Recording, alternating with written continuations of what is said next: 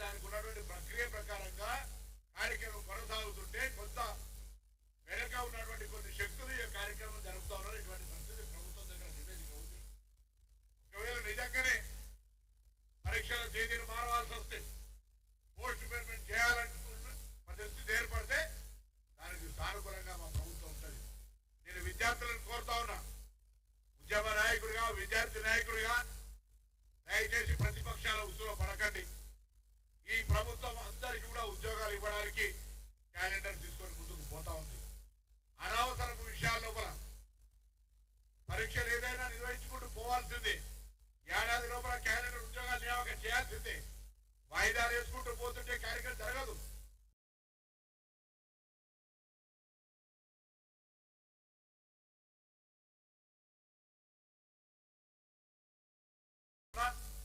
నేను అన్ని విద్యార్థి సంఘాల నాయకులను కోరుతా ఉన్నా, దయచేసి అవసరమైతే ఏం క్యాలెండర్ ఎట్లా చేస్తే బాగుంటుందో కూడా సలహా సూచన ఇవ్వండి. కానీ అట్టిగానే ప్రతిపక్షాలు ఉసిరబడి చదువుకోవాల్సిన సమయాన్ని వాళ్ళ రెచ్చగొట్టేటువంటి అంశాల ద్వారా వాళ్ళ అధికారంలో ఉన్నాడు చేయలేనటువంటిది చేస్తుంటే దయచేసి ఆలోచన ఏం చెప్పుకోండి.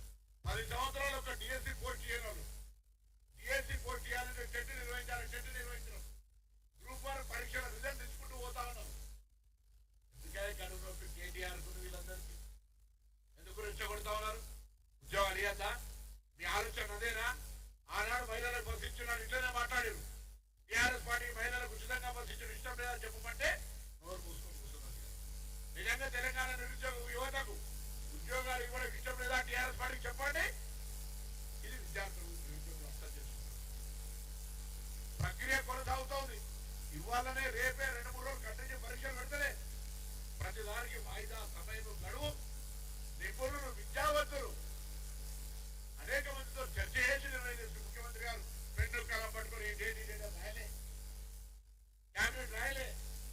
స్వయం ప్రతిపత్తి గారి సంస్థ పబ్లిక్ సర్వీస్ కమిషన్ అనేక సంప్రదింపుల ద్వారా తీసుకుంది. ఒకవేళ దాని వల్ల నిజంగా ఇబ్బంది ఎదుర్కొంటే అలాంటి ఉద్యమ నాయకుడిగా విద్యార్థి నాయకుడిగా మీరు వినడానికి సిద్ధంగా ఉన్నాం. మీరు రోడ్డుకి ఎక్కకండి, అనవసరం ఆందోళన చెందకండి. మీ పక్షాన ప్రభుత్వంలో మాట్లాడడానికి సిద్ధంగా ఉన్నామనేటువంటి మాట మొదట తెలంగాణ కోసం కొట్లాడు శ్రీనివాస్ గారు చాలా మంది తెలంగాణకు సంబంధించినటువంటి బాధ్యులు తెలంగాణ సాధన